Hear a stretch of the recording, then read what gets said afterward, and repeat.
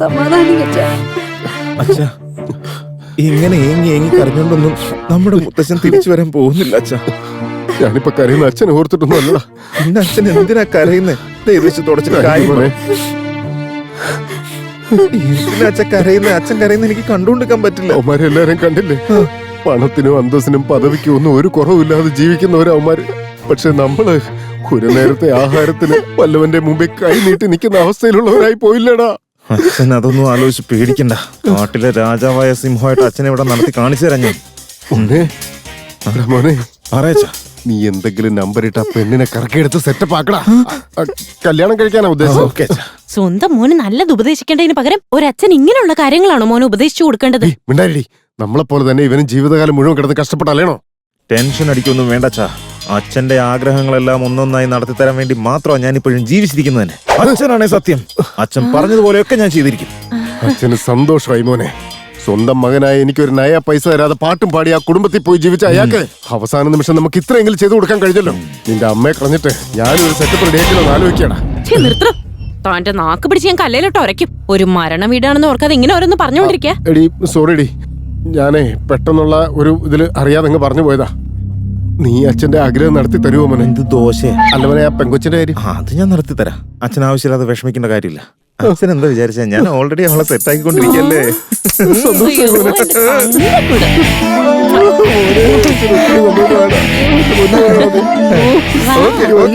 അച്ഛൻ വിഷമിക്കണ്ട, ഞാൻ സെറ്റാക്കിക്കോളാം. എനിക്ക് കിട്ടിയല്ലേ. അല്ല, അയാളുടെ മോള് വന്ന് നിന്നോട് ഐ ലവ് യു എന്ന് പറഞ്ഞോ? എടാ, അവൾക്ക് നിന്നോടാണ് ശരിക്കും ഇഷ്ടമെന്നുണ്ടെങ്കിൽ പിന്നെ അന്ന് ഉമ്മ കൊടുത്തപ്പോ എന്തിനാ കിടന്ന് അലറിയത്? തുടക്കത്തിലൊന്നും അവരൊന്നും വിട്ടുതരാൻ പോകുന്നില്ല. കുറച്ചങ്ങ് കഴിയുമ്പോ എല്ലാം സെറ്റ് ആവൂടാ. അവൾക്ക് തീരെ താല്പര്യം ഇല്ലായിരുന്നെങ്കിലേ വന്നവരോടൊക്കെ കാര്യം പറഞ്ഞില്ലേ. അവൾക്ക് ഇഷ്ടമുള്ളതുകൊണ്ടല്ലേ മിണ്ടാതിരിക്കുന്നേ. എന്നാ പിന്നെ നീ ഒരു കാര്യം ചെയ്യ്, ഇപ്പൊ തന്നെ പോയിട്ട് അവളുടെ അടുത്ത് ഐ ലവ് യു എന്ന് പറയും. അപ്പൊ കാര്യം നമുക്ക് ഇപ്പൊ തന്നെ അറിയാൻ പറ്റുമല്ലോ. കറക്റ്റ്. അതിനുള്ള സമയം വരുമ്പോ ഞാൻ പറഞ്ഞോളാം. This is drink time. വാ, അടിച്ചു കൂടെയാവോ? അതെ. നോക്കി പേടിക്കുന്നു. നോക്കി നിൽക്കാതെ വാടാ. അടിച്ചിട്ട് വരാം. എടോ കിട്ടിയോടോ? എവിടുന്ന് കിട്ടാൻ? ആ ബാറിലൊക്കെ നോക്കിയോ? എല്ലായിടത്തും നോക്കി, അവനൊന്നും കൈ കാശ് കൊടുക്കാൻ പാടില്ല നീ. അതേത് ഒരു പഴയ ബന്ധം വെച്ചിട്ട് കൊടുക്കുന്നതല്ലേ. അയ്യോ, ഞാൻ ഓർത്തില്ല, ചെരുപ്പിട്ടുകൊണ്ട് വന്നു. സോറി. കർമ്മങ്ങളൊന്നും ചെയ്യാതെ നിൽക്കുന്ന എന്താ? കർമ്മങ്ങൾ ചെയ്യേണ്ടവൻ ഇതുവരെ വന്നിട്ടില്ല, പിന്നെ എന്ത് ചെയ്യാനാ? പുള്ളി വന്നില്ലെങ്കിൽ എന്താ? നമ്മുടെ മുത്തശ്ശന്റെ കാര്യമില്ലേ, നമുക്ക് ചെയ്തൂടെ? ഞാൻ തന്നെ എല്ലാം ചെയ്തോളാം. നോക്കിയോ.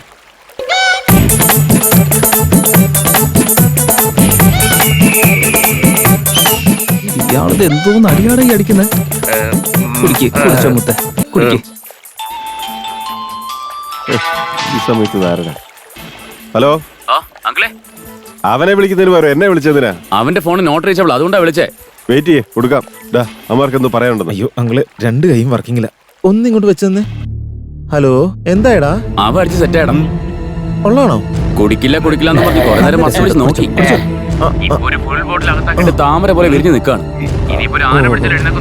അല്ല, അവിടെ എന്തൊരു അവസ്ഥ? ഒന്ന് അന്വേഷിക്കടാ. പുള്ളിയെ കിട്ടുന്നവരെ നമുക്ക് കാത്തിരിക്കാൻ പറ്റില്ലല്ലോ. അതുകൊണ്ട് മുത്തശ്ശന്റെ കർമ്മങ്ങളൊക്കെ ഞാൻ തന്നെ ചെയ്തോണ്ടിരിക്കുക. ഇവിടെ കുഴപ്പമൊന്നുമില്ല. അയാളെ വിട്ടുകളയാതെ അന്വേഷിച്ചോ. ശരി ശരിടാ. എന്തോന്നാണത്? ലൈൻ കട്ടായി ഞങ്ങളെ.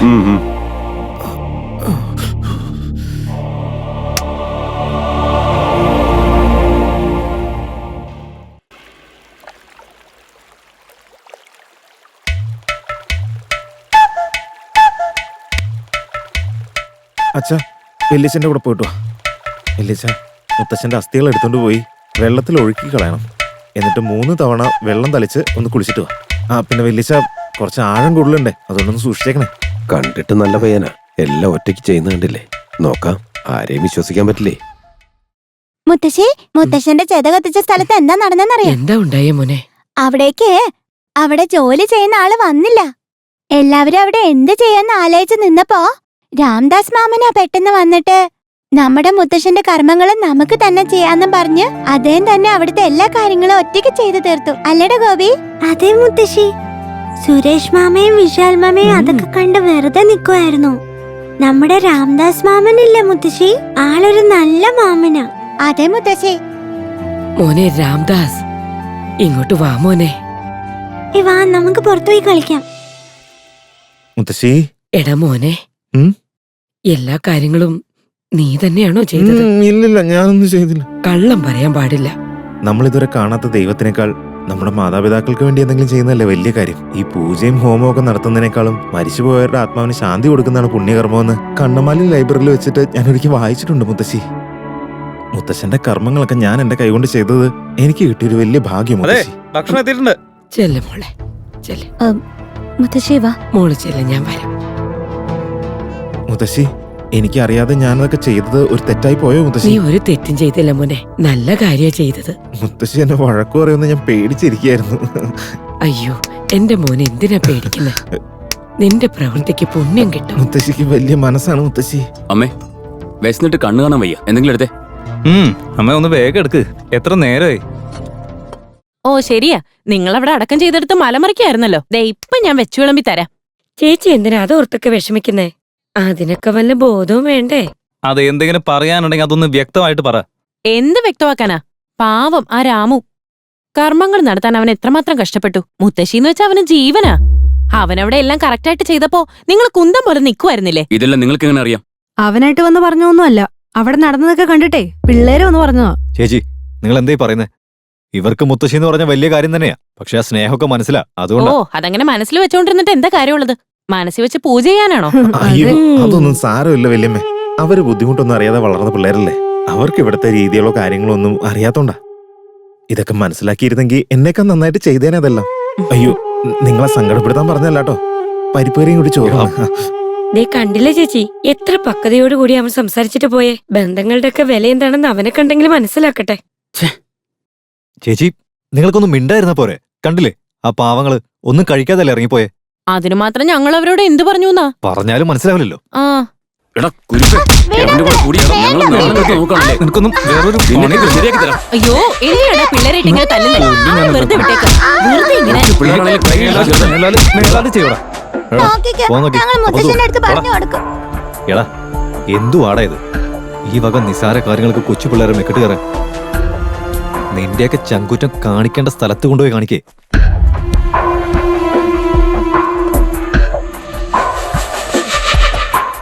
വീട് കണ്ടില്ല ഏട്ടാ? ആ കണ്ടു.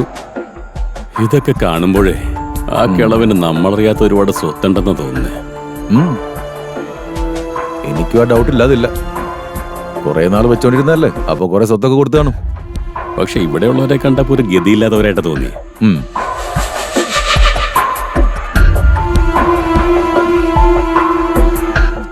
എടി, നീ എന്തിനാ ഇപ്പൊ ഇങ്ങോട്ട് കയറി വന്നേ? പിന്നെ കൊച്ചിനെ ഓർക്കണ്ടേ? തൊട്ടിൽ എവിടെയല്ലേ ഇരിക്കുന്നേ? അതിനു വേണ്ടി വന്നോ? കരയല്ലേ മുത്തേ? മുത്തശ്ശ ഇതെന്താ മരുന്നാണോ? ആ മരുന്ന് തന്നെയാ. ഇത് കുടിച്ചാ ശരീരത്തിലുള്ള വേദനയൊക്കെ പോയി കിട്ടും. എനിക്കും ശരീരം നല്ല വേദനയുണ്ട്. എനിക്ക് വേദനയുണ്ട്, എനിക്ക് തരുമോ? ഓ മുത്തശ്ശ, ഞങ്ങൾ ഇതെടുത്തോണ്ട് പോയിട്ട് വീതിച്ച് കുടിച്ചോളാം. നീ എന്നടാ കളിയാക്കുക? പുറത്തു പോയി പുറത്തു പോകാനല്ലോ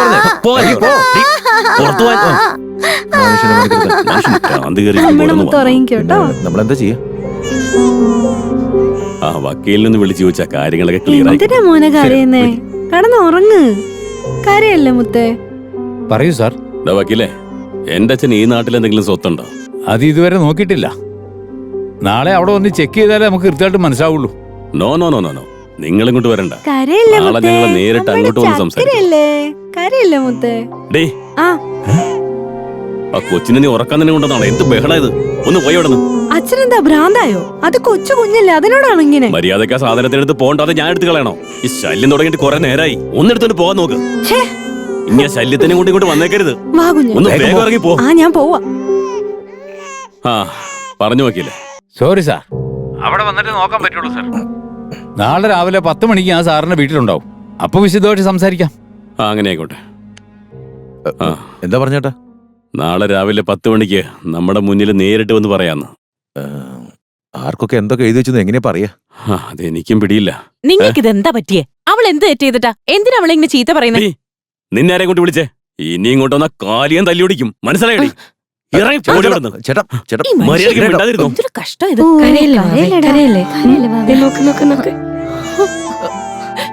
കണ്ടില്ലേ? നീ കാരണം ഞങ്ങളിപ്പോ രണ്ടുപേരും കരയുന്നേ. എന്ത് ശാപാണോ തല്ലുന്നത്?